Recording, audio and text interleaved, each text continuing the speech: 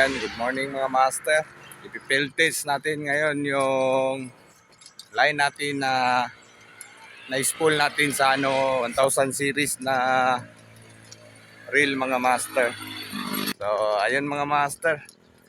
Shout out nga pala kang Master Ads. Nagpapapill test din siya ng sabiki. Kulay green at saka white. Ayun mga master. Let's go! So, ayun mga master. Tapos na tayong nag-pilte sa ating breeded line na Ricky Maro 4 times breed. So maganda siya gamitin mga master.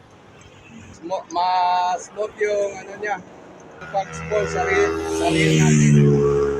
Isang unlock na talakito, medyo maliit mga master, na release. Tapos merong medyo malaki na release din, na unhook. So, ready na to mga master. Ang episode 4 na GB Fishing Trip. So, abangan nyo episode 4 mga master. Dadayo tayo. So, ayun lang muna mga master. Peace on!